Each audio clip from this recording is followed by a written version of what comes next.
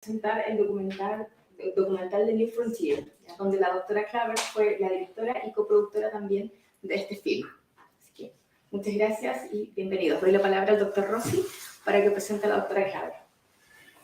Muchas gracias. El espacio que coordina aquí Beba García en la Universidad de Magallanes, en el American Corner, ha sido un espacio que se ha transformado en una sala de clases y una sala de diálogo desde mucho tiempo, y eso se debe a que el programa que coordinamos en Chile está alojado en la Universidad de Magallanes, pero en Estados Unidos está alojado en la Universidad de North Texas. Así que agradecemos a la Embajada de Estados Unidos, al American Corner y a todos quienes nos escuchen en esta colaboración entre una visión del norte del continente y una visión del sur del continente.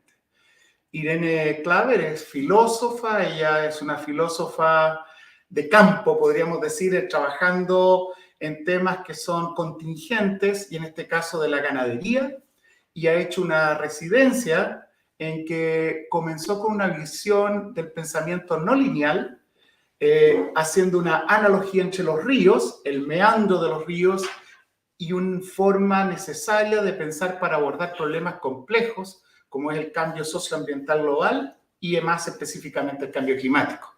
Ese fue un seminario en que estuvimos una semana en la Universidad Católica de Chile, en Santiago, en marzo, y luego ha hecho una estadía en la Reserva de la Biosfera Cabo de Hornos, donde hemos tenido la posibilidad de dialogar con personas que tienen ganadería. Y nos pareció pertinente convocar a un diálogo en Chile acerca de experiencias de una ganadería diferente, ensayada en la región de Colorado y otras partes de Estados Unidos, que podría eventualmente adaptarse aquí en Magallanes y en el resto del país. Así que es realmente un placer y una oportunidad, no solo para la filosofía, sino para los agricultores, los artistas, los dueños de campo y muchas otras disciplinas, el ver esta producción entre una directora de audiovisual, que es la doctora Melinda J, también de la Universidad de North Texas, en colaboración con una filósofa que es Irene Klaver. Irene Klaver es profesora titular en el Departamento de Filosofía y Religión en la Universidad de North Texas. Ella es holandesa de origen, pero ha estado en varias partes de Estados Unidos, particularmente en Nueva York, donde se formó como doctorante y ha ensayado temas que tienen que ver con estas interfaces del pensamiento, la política, el arte, la arquitectura, y las dejo con Irene. Muchas gracias, Irene, por estar acá, y desde este momento vamos a cambiar al inglés. From this moment, I will change to English. Thank you, Irene, to be with us. Thank you for inviting me and to talk to you and to all of you. It's wonderful to be here in Chile, in the American corner, the small corner. And it's good that we start with Spanish and now go to English. Let me tell you a little bit about the documentary. So as a philosopher, I'm from the Department of Philosophy at the University of North Texas, which is a department that's focused on environmental issues. My specialty is water issues. 15 years ago, I got a big grant from a private foundation, the Dixon Water Foundation, that's very interested in land management. The idea is that good water management, good water relations, I would say, start with good land relations. They are, in fact, intertwined. Land and water are not separate. So if you want to have healthy water, good sound water, you need to have also good land and air and all kinds of intertwined relations. In the United States, a lot of land, most of the land is privately owned. And so one of the ways to actually deal with a changing mentality around water relations is to deal with people that own the land. Most of the land is not public, but is privately owned. And so a lot of the land is actually for grazing, for cows, for sheep, for agricultural production. So the idea behind this film was to work with ranchers and see how they could change their management, their way of dealing with their, specifically in this case, cattle and sheep grazing animals, in a way that would be more sustainable for the land and hence for the water. And a lot of the land is being grazed that was originally grazed by the bison. Especially the famous prairies in America are actually lands that were heavily grazed by bison. The way that bison graze is that they are on the land in a big, huge groups, and they move like one big animal through the land. They eat everything, but then they are gone. The main thing with very sound grazing is rest. The land needs to rest from the grazing. And that's what happens with the way that bison graze.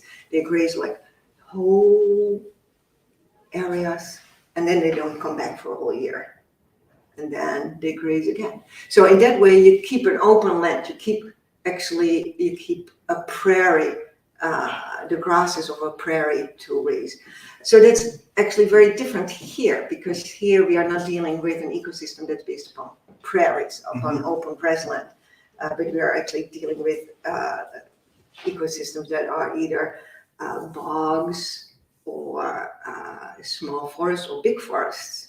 So here we have a different problem, but still we can learn from the fact what is the worst for the land is what is called continuous grazing. So instead of this high intensity, like imagine the whole herd of the buffalo, of the bison, that's high intensity. They're all together packed on the land, and short duration.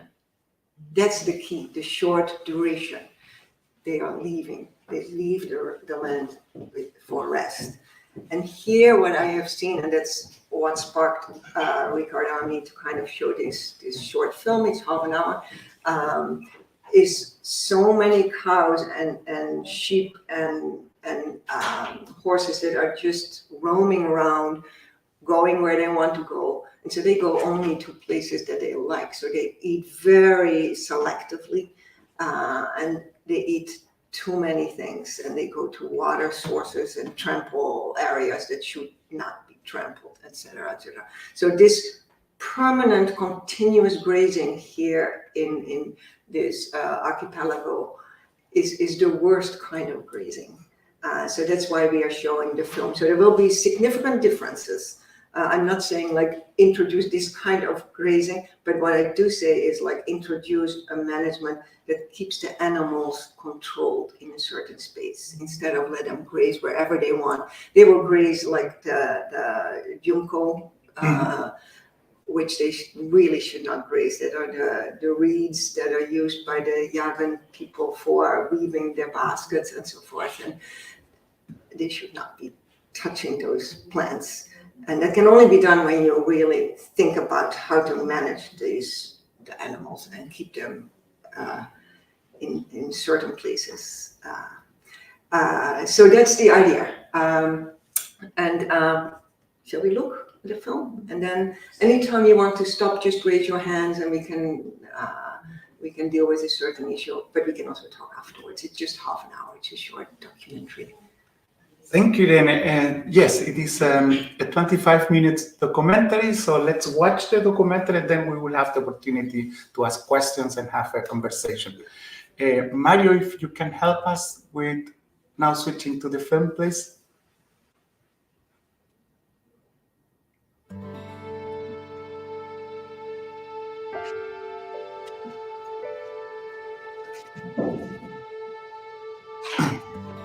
This is the second year without any summer rain, so we don't have hardly any grass. We've sold about 2/3 of our cattle. I probably will let the ranch rest for a couple of years, so that's where we are now. We're in the middle of a pretty severe drought. And we get the watershed to functioning like it did 150 years ago, then we're doing the right thing. Our family loves this place and this landscape, and it's really important to us to maintain it as unfragmented and as pristine as possible in the context of the modern world. And unfortunately, these high, pretty places across the West are under huge pressure from developers because they're beautiful places.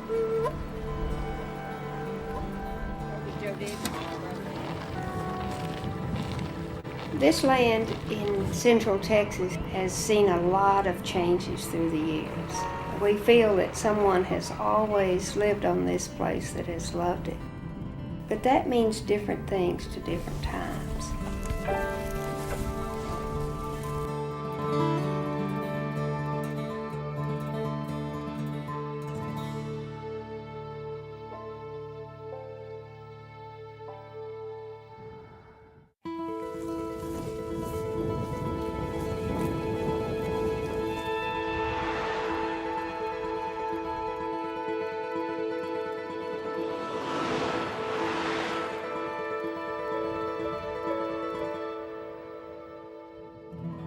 I get asked sometimes by folks, so why should people who live in cities care about any of this? If you care where your water comes from, you've got to think about watersheds. If you also care about open space, you got to talk about private land. Half the West, half the American West is privately owned. But the private land, as we all know, is being rapidly subdivided, and most of that is in the hands of ranchers. The age of restoration is upon us, and it will replace the age of preservation which preceded it. Now we've entered an age where we need to think about restoring these systems.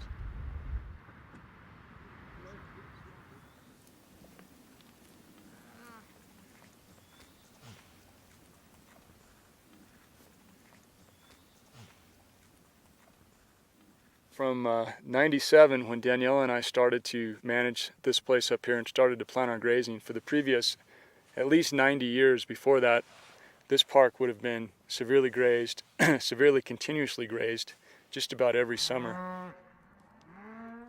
This is a tough piece of country up here. We're almost at 10,000 feet right here, and the growing conditions are pretty tough. Short growing seasons, very cold, and not very wet right up here, in a real thin, gravelly soil, so we have a lot of challenges against us up here. Our own grazing patterns, we strive to mimic this.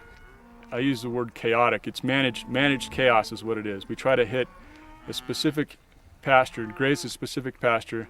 We try to make sure we graze it at different times in successive years. We try to graze it at different intensities in successive years. In other words, some years we'll graze it lightly in the spring, some years we'll graze heavily in the fall, some years moderately in the middle of the summer, some years not at all.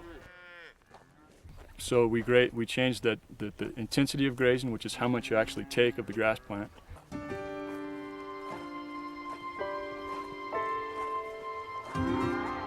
This is a good shot of a fence line contrast between a pasture that we just grazed and a pasture that hasn't been grazed for 2 years. It might look pretty tough right now, but that's only because it hasn't had the chance to experience any recovery time yet.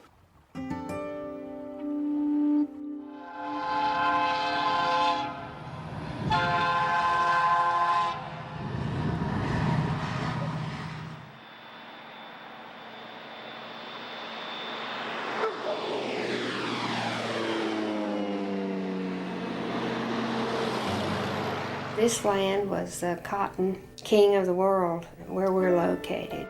Older practices that are still called conventional, practice of using heavy insecticide, herbicides, intensive plowing, have really set the land back. And I imagine there's no place in Texas that hadn't had some abuse like that. So in one sense, we could say the land has been real abused, even though people who lived here cared for it and loved it. Okay, right behind me here is one of the homesteads. About the turn of the century, you can see the rocks that they took out of the field above those pine trees. That was all plowed up. And you can see the old road. This road went to a homestead that was up there about a mile. You can see the gully. The gully came down here and was quite deep. So I put this, what we call a gully plug in it to stop the erosion. And you can see that the The old road is beginning to heal up. I guess they had a pretty hard life here. They tell me the first year they were here, they grew good crops, and they thought that that was normal. And then they stayed until they starved out, trying to grow another crop, and never did.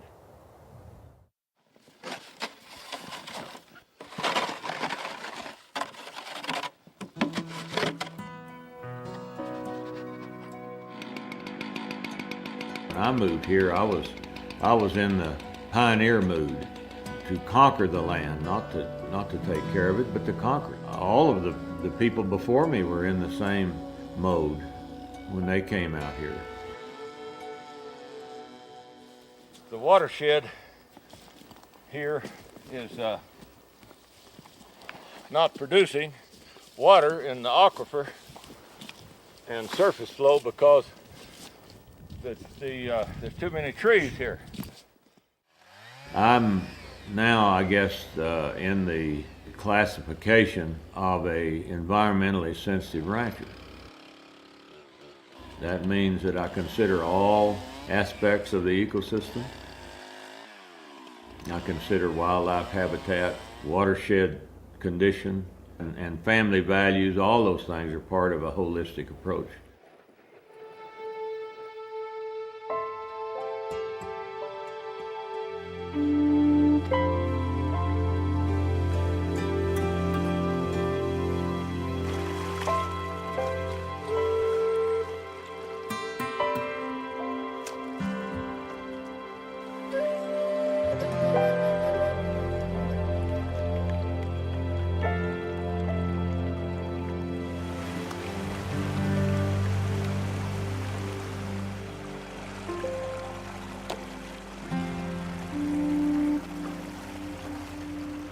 All these ranches in the West that are flood irrigated like this, people say that's a massive use of water, what an inefficient, horrible use of water, but almost all of it goes right back to the watershed, right back to the creek and down for somebody else to use. So it's actually probably the most sustainable form of irrigation.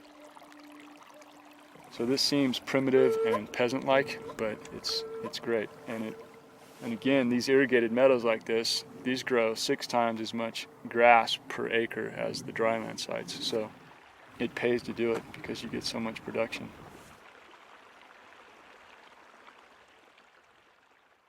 Lots goes on in the soil.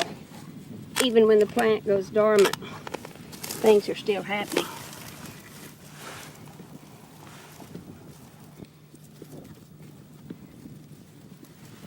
See, like this whole family right here. See, we got some growth happening over here, some good growth, and underneath the ground, getting ready for springtime, marshaling their energies, getting everybody in place, and then see, we're going to want something shooting out from every one of these and make this really thick.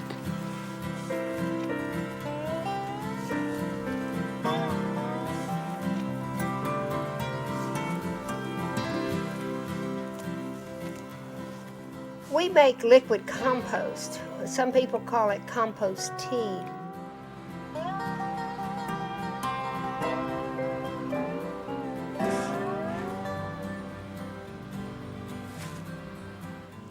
We take the extractor, we call it, and it's really just a high pressure car wash system. And then we put the liquid part of it with all the biology into the spray tank, and then we take off and we spray it on the pasture.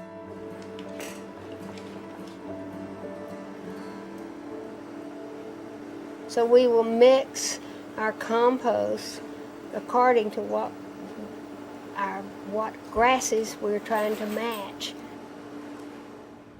We're trying to use these other management techniques to build that whole biological environment by not putting herbicides on, by not doing extensive plowing, by carrying to the dump our old oat seeds. You know, we're going to put all of that organic matter, it's living, back onto the soil.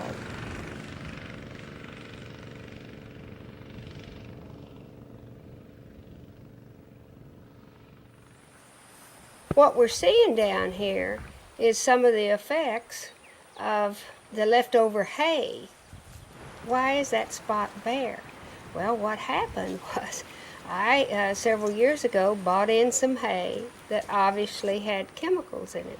And Mother Nature is trying to do her best to help us to clean that soil. And when we come down to put liquid compost down here, we'll go real slow over that spot and help out Mother Nature. My dad used to talk about, when we started off here, he said, what are you going to do in those dry summers when we get these huge cracks in the ground? I remember in the 50s that happened every year. We had no grass. We either had to go back home early or we had to sell cattle. He said, what are you going to do when you get those dry years? And I said, well, I don't know. Hopefully our planned grazing will eventually reduce the effect of drought and create more vigorous, healthy plants with more vigorous root systems. And they won't be as drought susceptible. And so this year we've got these dry cracks. Actually, the last 3 summers in a row, this is how it's looked by August. And we can still be here. We still have good growth. The grass is still green. And cattle are doing great. As a result of controlling the timing of our grazing and planning the grazing up here, we've been able to bring back this diversity. And we didn't have to plant any seed or anything to make it come back. All of this native seed was here already. It just needed the conditions to be able to germinate and thrive. There have been grazing animals in North America for 66 million years at least.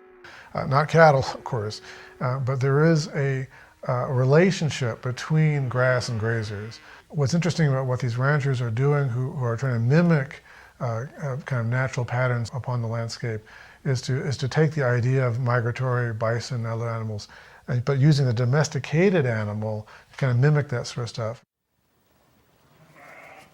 No, naturally there's a diversity of herbivores that would have used this and still do. The elk and the mule deer and potentially bighorn sheep would have been through this country too. And that's just in the recent era. If you go back 10,000 years ago, all these same plants were here at the end of the Pleistocene. None of the plants went extinct. But there were several species of native North American camels, mastodons, there were mammoths. All of that diversity was dependent upon each other. And so we're trying to mimic that with this herd of animals over here that includes camels. Alpacas and llamas are camels that were domesticated from wild camels in South America. So this is the first time there's been camels up here in about 10,000 years.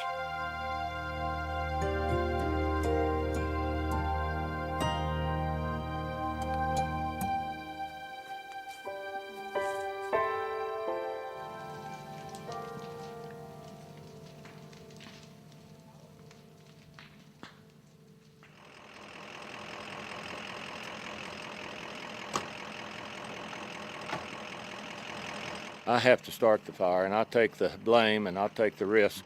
All they're doing is protecting the national forest from my fire.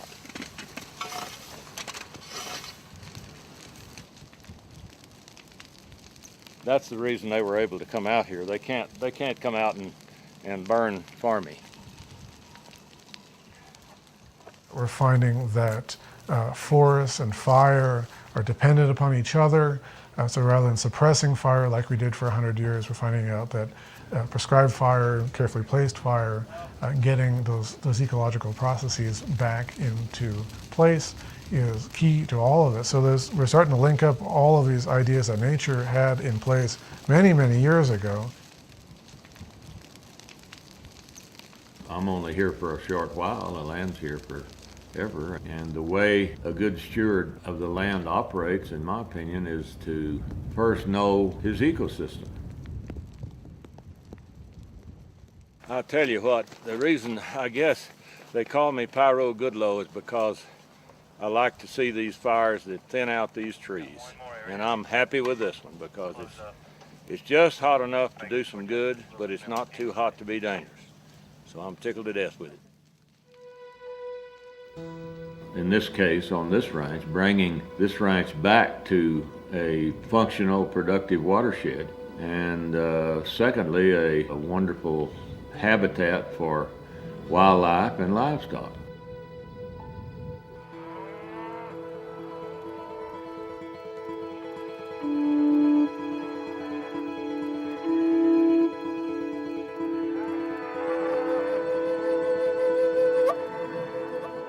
This is an irrigated bottom that was a Ute Indian camp for potentially hundreds of years. And you can still see evidence of their teepees, of their teepee lodges down here. That would have changed the soil structure and the soil chemistry right there. There would have been probably some nutrient transfer to right there. There would have been a lot of compaction, obviously. And now, in the present day, when you go and irrigate these spots, the types of grasses or sedges or rushes that grow where those teepee rings used to be are different than where the teepee ring wasn't. So you can still see evidence of these original teepee lodge camps that were set up out here in this bottom.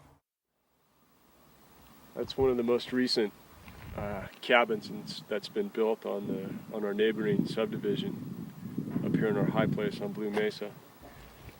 There weren't any cabins at all across this whole ridge in '96, and now they're all the way across the whole thing. There's cabins, new cabins. Just part of life here in this part of Colorado. Something we have to learn to live with and accept, I think. And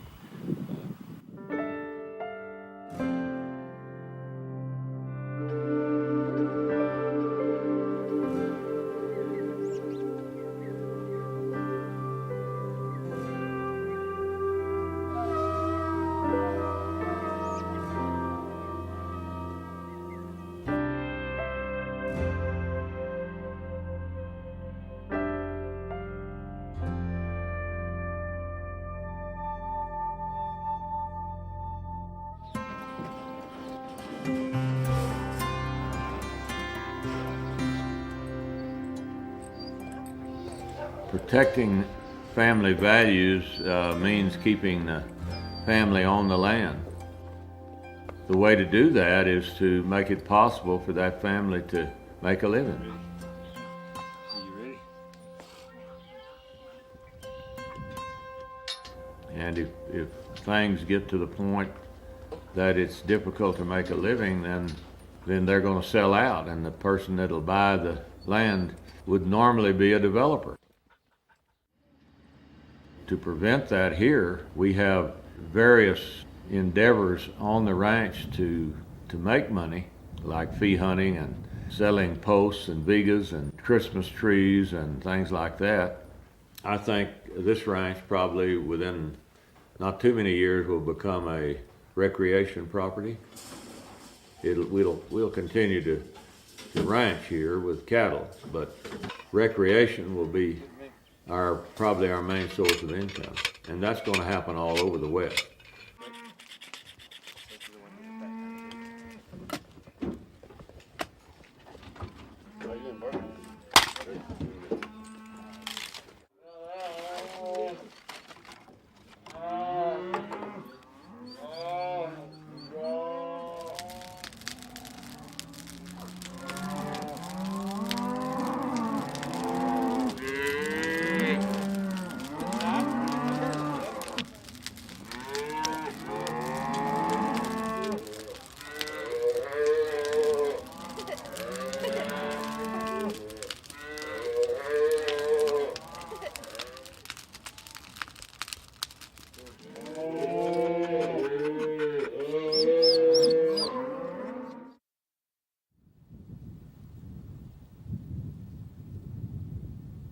There's a special place that we love down here on the river. It's called the Tabernacle.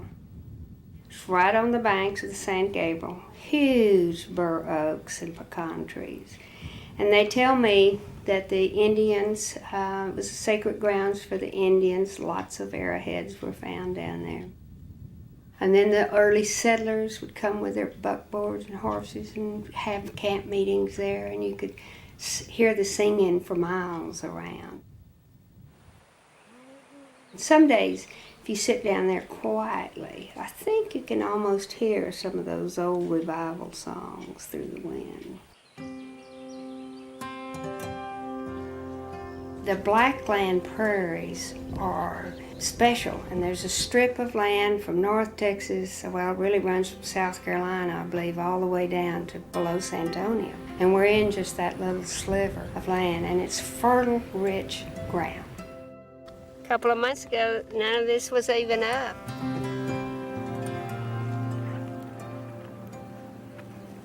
The animal eating this forage then gets a very rich diet. We're not just raising cattle. We're not just growing grass.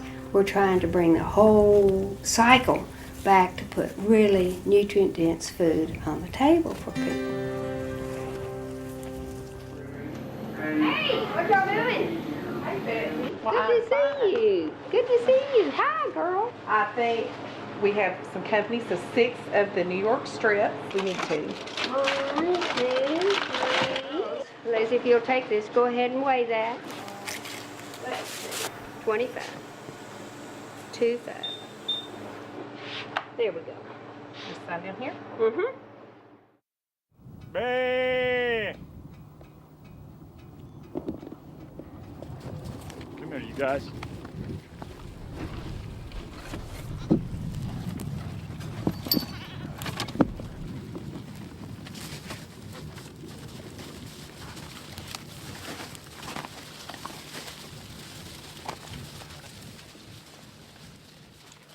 One little 60-pound animal can produce 10 pounds of hair every year.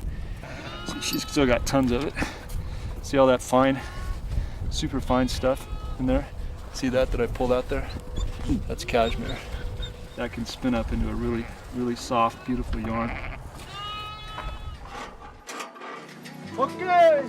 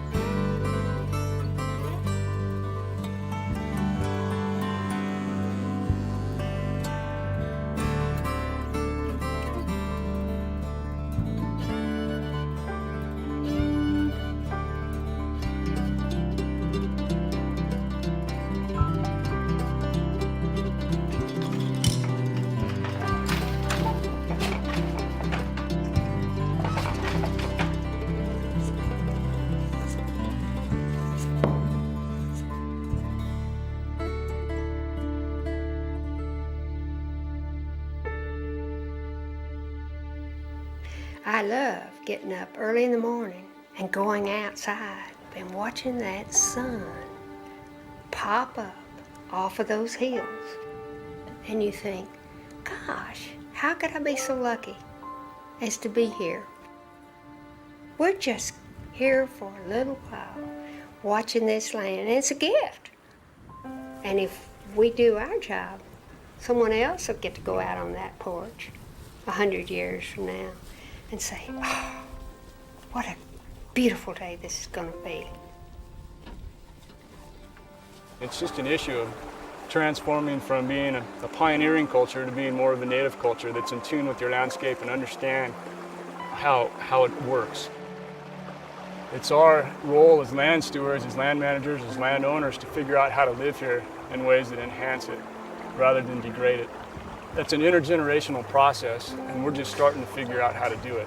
And hopefully my daughter Savannah will want to stay here on the land, and she'll be hopefully heads and tails above where I am right now when she's my age. That's a huge deal, and in today's culture that is just really hard to make that happen. The way that I intend to, I guess you could say, leave a legacy is to put a conservation easement on this ranch that prohibits development of any kind. This ranch and the ranches next to me will be open space, working ranch, wildlife habitat, as far as I can tell, forever.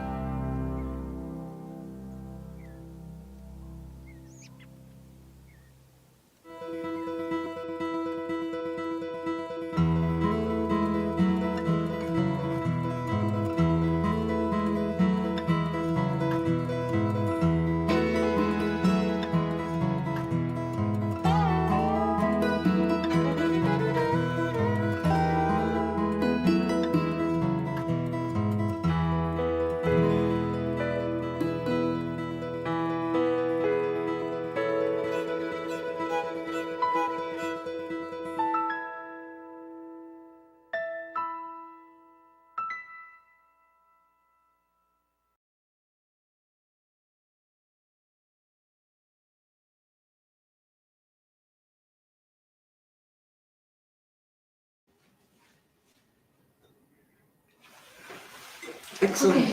Thank you for to share with us the film. It was very interesting. We have some questions from YouTube, I think. Someone asked if is there enough rainfall? Very good question. The answer is no. No. Yes, no. No. And this film was made, it came out in 2011, but we worked on it for 8 years before that. You live with the ranchers, and as you could see, we went through different seasons, so it's not like just you make it in one semester or one month or whatever. In the meantime, the climate has become warmer, and so there's even less rain. And as you saw, like what Sid Goodlow, the rancher in New Mexico, was emphasizing, this kind of management is really for him water management. And it's to retain the water in the soil. And I saw that one of the other questions was about the fire. Yes, so it was like, I'm afraid I did not understand why they burned trees. Right. That was I usually get that question. And it's a very good question, especially when you don't know the history of the American fire management of the government, which was fire suppression. For 100 years, it was suppressed because of supporting actually the industry for cutting trees, so the lumber industry basically, and for various other reasons, but there was fire suppression. That means that natural processes of fire in forests were suppressed. Immediately fires were put out. So that means that you get a succession scheme of trees in which little trees are growing up next to old trees. The idea behind fire management, which is a natural process, fire occurs naturally in forests, is that you actually take out the small trees so that the large trees get more space. And in the same time, you get more light in the forest. You get a system that is very productive. Too many trees means, especially in a dry area, means actually too much water. Trees take too much water, and they are in competition with the big trees. With good fire management, the large trees keep growing. And we have seen that the effects of the bad fire management is that you get hot fires. And so that's what Sid Goodlow, who was very, as he said, like my nickname is Pyro Goodlow. He is working with that system, like keep the old trees by eliminating the younger trees and keep the forest open, so you don't get that competition. What has happened in America with the suppression of fire is that now with climate change, you get a lot of fires. And, you might have followed the news in the United States that this year, the last couple of years, there were many, many intense fires. They are precisely intense because there's not been any fire. And so you get all these in-between trees, then the fire gets very hot, and also the big trees are catching fire. And that's exactly what Sid Goodlow wants to prevent, that the big trees get fire. Oh, that's interesting. Very interesting. So it's actually a very, very important management. And right now there's a big shift in the forest management of the forest, of the Park Service and any kind of national management.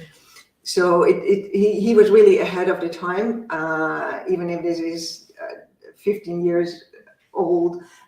There has been a major shift in the last couple of years, precisely by fire. It's very complex, but this is basically the kind of short version of it. So it's very necessary that we get more fires.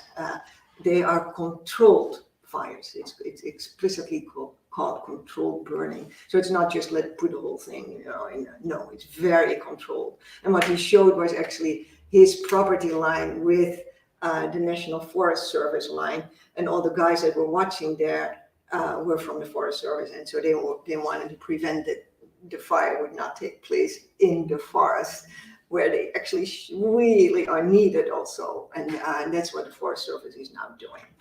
Okay, that's good answer. Very complete. Yes, right. Yes. Also, they ask if this is an Hereford cattle. If this is one? Hereford cattle. Hereford. Hereford. Hereford. Yes, Hereford. Yes, some of them are. Yeah. So this is, this is normal cattle, normal for American standard. As you could see, the different ranches have different kinds of cattle, and Jim Howell, the rancher in Colorado, he was very into getting as much native cattle as possible on his ranch, including what he called the llamas, but I think, you could also call them Yes, alpaca. So there was also a question related with that, because they said why they call them camels when they are llamas. Oh, right. Yes, but I think that maybe it's because But They camelido. belong to the family.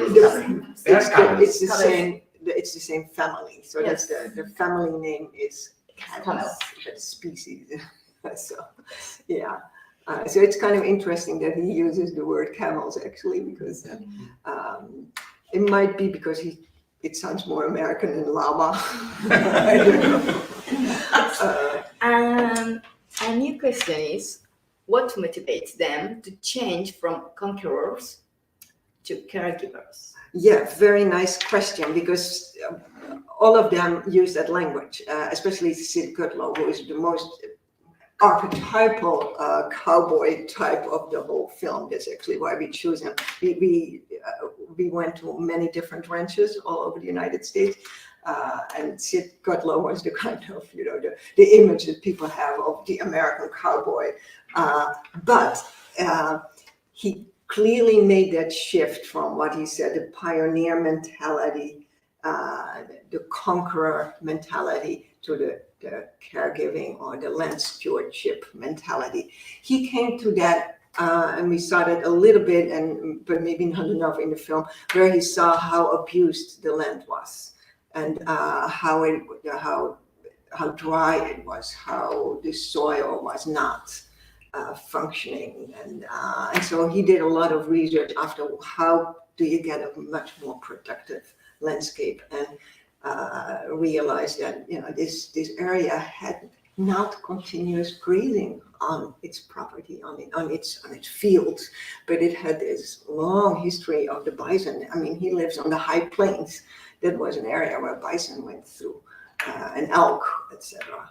And as I said at the introduction, they had rest after the land had rest after that. So he introduced this planned grazing. There's a movement, the Quivira Coalition we saw, which is an NGO in New Mexico. There is the Alan Savory School of Holistic Management, and so there are all kinds of organizations. Actually, Jim Howell and his wife Daniela Ibarra work right now with Alan Savory as one of the units, and they are proponents of this this particular holistic management. So back to the question, he really came to this insight by looking at his land and seeing the drought effects, and reading about water management. And he mentioned that a couple of times in the film, that he really is managing this land for the water, and that's another answer to the question about the trees, because if you don't graze in an intensive way, this high intensity, then you get trees. Trees is really the natural succession of grasslands. You get trees sprouting up everywhere. And so for these open landscapes, trees are the worst because they drink a lot of water. And so he really wanted to, as he says literally at some point in the film, replenish the aquifer. That's the under the ground water buffer. And so by preventing these trees, which were not there in their original landscape. And so that's very different from here. You know, here are trees, and actually the cows eat trees which they shouldn't eat. That's the continuous grazing here on the islands on Tierra del Fuego, where they do eat the trees that they should not eat. In the open plains, it's a very different story. The trees should not be there. It's open grassland, and so to get the best water supply, the best water restoration, you need to have an open grass landscape. So, and all of that for that whole kind of framing of the problem is for him to shift from a pioneering mentality to a caring mentality. And it's very important because the early pioneers, as he says in the beginning of the film, really, they came in a year that was very fertile, and so they started to plow the land. And they soon found out that this was not land that was very productive for agricultural production. And so it are on so many levels very sad stories, because these were indigenous lands that were very, they followed the buffalo, the indigenous people. And there could have been more emphasis in the film about that, but they followed the buffalo. They lived very sustainable on the land. They actually had also fire practices, the indigenous people, the Utes and many other indigenous people. And then you got these pioneers moving in and totally destroying parts of the land, and actually dying also there, because it was not an area where you could find a living. And so they moved on. And so now we are back to this mentality of trying to restore the land, and at this moment in time, mainly actually against developing.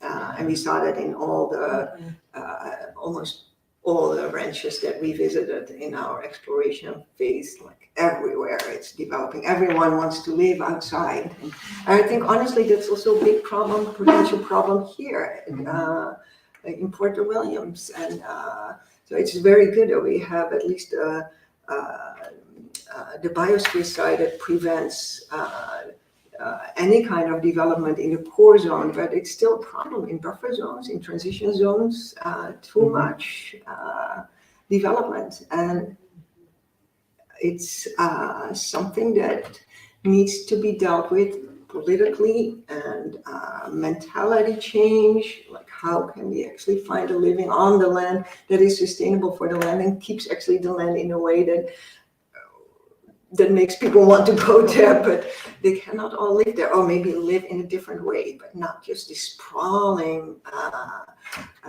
explosion without any kind of zoning, without any kind of management on the level of politics, on the level of community-based decision of what the effect is of these developments.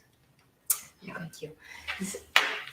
Another question? Okay. Yes, thanks. I would like to contribute to what you were saying, according to how city is growing towards the outside. Not here, Punta Arenas is growing towards the forest, towards the south, but people doesn't know how to manage their own lands because they don't have the knowledge. So I think it's very important for the politicians and government to put attention on this and to teach how important is, for example, the prescribed forest, like how burning, what you were saying, that burning is important also because the fire is part of the ecology. So people don't know that fire is ecology also, and that sometimes even in some ecosystems it's need fire to open the seeds to expand it. Exactly.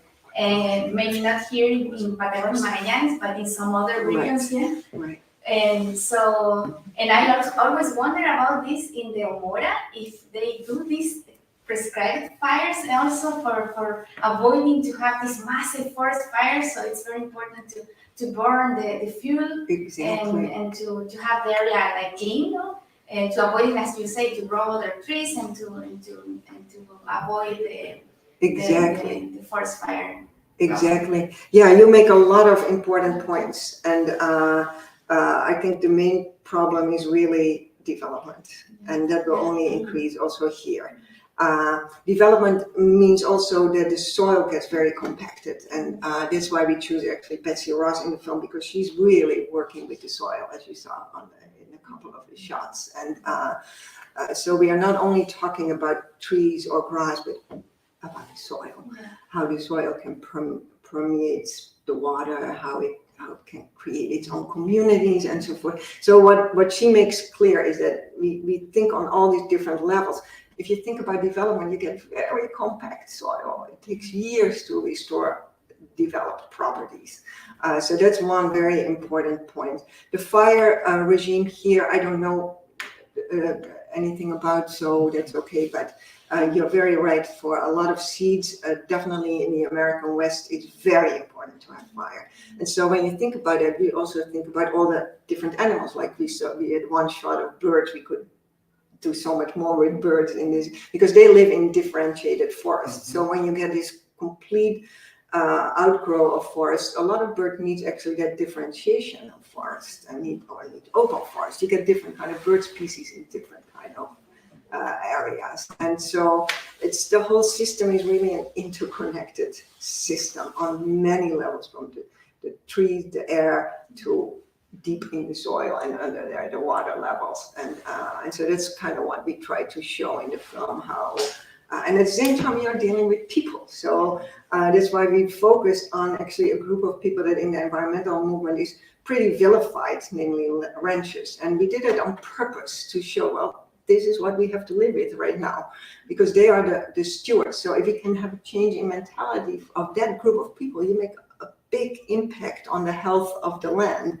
And hopefully at some point, when we are beyond capitalism and beyond private property, we can get rid of all the fences, but that might never happen. So, so we are right here, right now, working with ranchers that are really trying to do the best for the management. And the whole process was kind of, in anthropology, you call it ethnography, and this is not ethnography, but ethno-video, but it's very much working with the population, with a particular segment of the population, but a particular segment of the population that's very influential because they own the land, they own it. And so in America, that means you have the right to do what you want.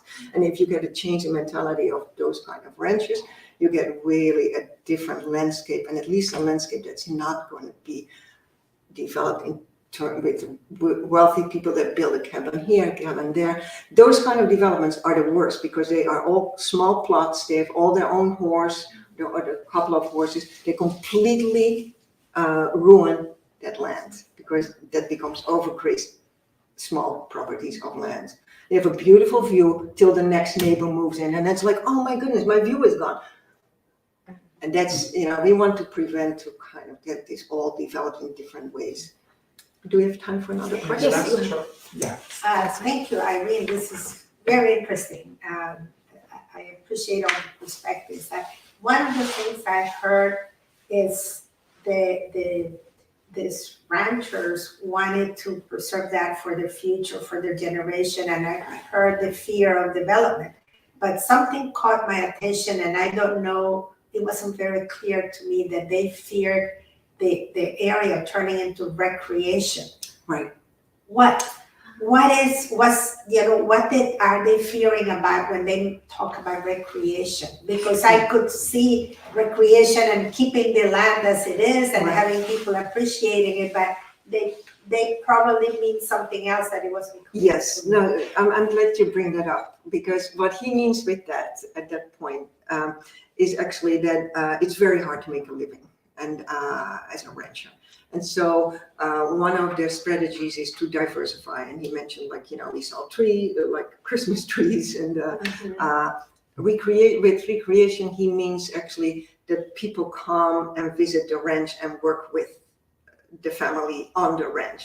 So it's called a dude ranch, or, so recreation of people that actually want to learn about work, what it means to work on a ranch. And they pay for that. Tourism, special tourism. Exactly. So it's a kind of ecotourism, Right. And that's a growing source of income, precisely because of that image of the West and the cowboy, and to have this cowboy life, and you know, it might be weird, it might be strange, but it's actually what people really enjoy, to kind of live out on the ranch for a couple of weeks. And it's an important tool also to actually teach the people what it means to really care for the land, and especially these kind of ranches that have the sustainable, the high intensity, short duration grazing, to show people how that works and what it means to care for the land, to see how it works with fire management, etc. So that's what it means with recreation. It's not like building a kind of water park there.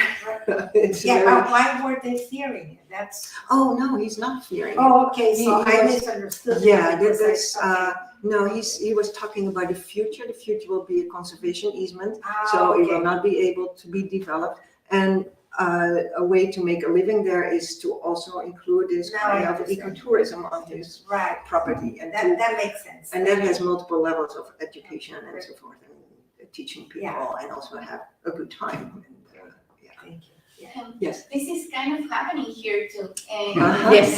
The farms here in Paila, because people is now using their lands for renting it for the, now happening for the eolic, what's the eolic? Turbinas. Right. And some mother asked me time ago if I can visit their farm because they want me for looking for fossils, because they want to exploit it for touristic, but as a geosite, because they can't have animals anymore. So they are using like looking for some other.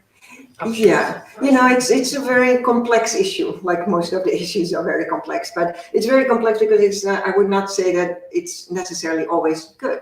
It's very good in this particular situation because they are doing very sustainable kind of ranching, but you know, you get also a continuation of a myth of the cowboy, and you know, most ranchers are not doing this kind of practice, and there are a lot of ranches where people go on kind of so-called ecotourism, which is not very eco actually, but really kind of perpetuate a myth of 19th century image of a cowboy and Indians and so forth, which is all very destructive. So I would not necessarily say like go for it, do it very consciously, eco-consciously, historically consciously,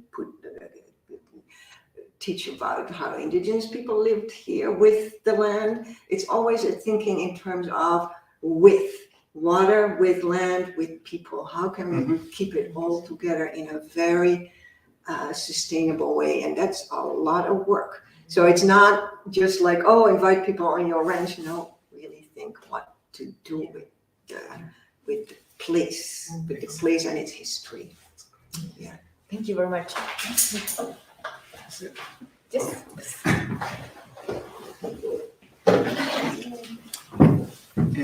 Thank you. Muchas gracias, doctora Klaver. Muchas gracias a todos, a quienes y todas quienes nos han seguido en YouTube. Un mensaje solamente, esto va a quedar grabado. Algunas de las dificultades que estamos viviendo en la región de Magallanes, como la planificación territorial para el hidrógeno verde, que es un gran desarrollo, la sequía y la importancia del manejo de ecosistemas, el desarrollo, son puntos que quedan en este film, y agradecemos nuevamente a la Embajada de Estados Unidos, a la American Corner, a Beba García, a la Universidad de Magallanes, y para el Centro Internacional Cabo de Hornos. Esta colaboración con la Universidad de North Texas nos permite tener estos diálogos interamericanos para abordar problemas complejos. Muchas gracias a todos y todas. Gracias.